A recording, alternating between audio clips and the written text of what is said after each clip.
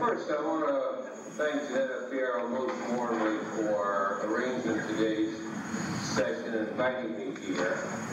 I know she had to overcome one or two obstacles, including the fact that she had to chase more than two biologists around the corner before she could find someone willing to face the dreaded Dr. Hogan in a creation evolution debate. Now, she didn't have to chase me too far because I've already debated the man back in April. And so I had some sense of what to expect. And he's a formidable opponent. He uses PowerPoint, he's got jokes, he's scavenged and collected a whole series of facts, pseudo-facts, misinterpreted facts, etc. to create a certain impression, and he's impressive at doing it. But you know, I believe in learning from others, and I believe that I may have learned more from Dr. Hogan than he's learned from me. In any case, I'm eager for round 2 of our match, or the rematch after the first match, and I'm delighted to be invited, and I thank you and your family for arranging this event. I hope you, well, I'll skip that. Let me just say at the outset that we operate a little bit differently. I'm a scientist, and under no circumstances is the theory of evolution under attack within science. Dr. Hogan may seek to create a different impression on this, but evolutionary theory, evolutionary biology, evolutionary genetics, and now this is going on. The others, it's working, sorry, have been well established. They're a growing discipline which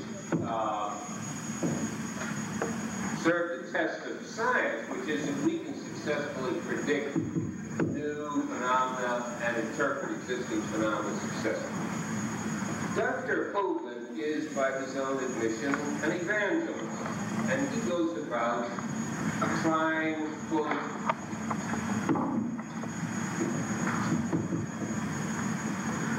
hello? He goes about, quote, trying to strengthen the faith of the believer, confound and convict the evolutionist, and win the lost to Christ. I'm not trying to do any of those things. In particular, I'm trying as a scientist to figure out what's true. And I cannot concern myself with whether what I find out to be true or believe to be true shakens your faith or strengthens your faith. And I think you don't want your scientists digging science based on trying to prop up people's faith. If science took that approach, the sun would still be circling the earth. And various other discoveries would be mooted or never made because of the possibility that it would shake someone's faith. If your faith is weakened by knowledge of how the universe actually works, it's a problem for you to deal with. If you wish to come to me and ask how I've dealt with the same problem, I'm only too happy to share my thoughts. But I cannot take that viewpoint at the outset. I'm not trying to confound or conflict anybody or convict anyone. As for winning the lost to Christ, let's discuss what that means exactly a little bit later on.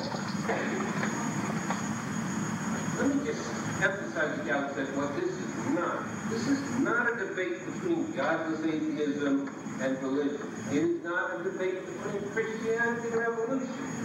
The reason why it isn't is because evolution is as fully consistent with God existing as it is with God not existing. In fact, it's probably, in my opinion, more fully consistent with God existing. But I, as a scientist, could never prove that point and won't pretend that I could. More specifically, there is no contradiction between Christianity and evolution unless you take a particular, I believe, very narrow, distorted image of Christianity. That every word of the book that I hold in my hands, the Bible, means exactly what I tell you it does, which in my view directly contradicts the teachings of Jesus. So the kind of Christianity that is pervaded as being anti-evolutionary and pro-creation and so on, to me, is inconsistent with the teachings of Jesus. Now, can you be an evolutionist and a Christian? Of course you can. Many have been, many are. I'll give you one local example. Myself. Until the age of 13, I only studied one book seriously, and that was the Bible, under the tutelage of my mother. Now, at age 13, I discovered astronomy, and the vastness and the beauty and the majesty of this universe were overwhelming and overpowering. Did that challenge my faith? Did I fall back and say, Jesus, you're losing your grip on me? Of course not. Quite the contrary. It made God's majesty, if you believe in God, only the greater. And furthermore, although it shrunk human beings, was that anti-Christian? Of course not. Jesus emphasized humility, not arrogance and pride, and the absence of self-centeredness. Stop this Israelites always talking about themselves and not seeing other people, etc. Try to come to a general set of principles that work for everyone. Now, later when I learned biology, there was a similarly vast story about the life here on Earth. 4 billion years etc. So I was not so much attracted by the beauty and grandeur of that story, although it has all of that, but by the fact that it provided a logic, evolution through natural selection, that you could use to interpret the meaning of biological characters, the meaning of living characteristics. Now, there are two kinds of creationists that exist these days. There are the intelligent designers and the recent creationists. The intelligent designers accept physics, they accept chemistry, they accept astrophysics, they accept astronomy, they accept geology, they accept paleontology, they accept organic evolution. They just say that God has been behind the whole thing, that the whole universe and life is intelligently designed. I have no quarrel with that viewpoint. It doesn't brush up against my science exactly, because it would be very hard to define the work that would show you where the intelligent design was different from non-intelligent design or whatnot. But it is fully consistent with everything we know about the Earth and the universe. Now, the recent creationists, of which Dr. Hovind is a well-known example, they take a much different position.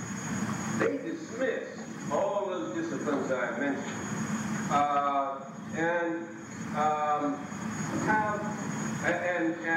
and want to base their view of the Earth, of theology, of astronomy, etc., on a few lines in Genesis. And in particular, they want to explain the entire paleontological record, as I'll come back to in a moment, by the flood, by Noah's flood. Now, this, from my standpoint, is an extraordinary fantasy. That Noah's flood and ark are a plausible account of the fossil record, and like we know it today, is beyond credulity. And I will then come to that evidence. But I will just stress at the outset that to me there are two very different views of the universe here that are being described, and of the God that's behind the universe, if such a God is there. On the one hand, I believe in a consistent, rational, sensible world, without dreadful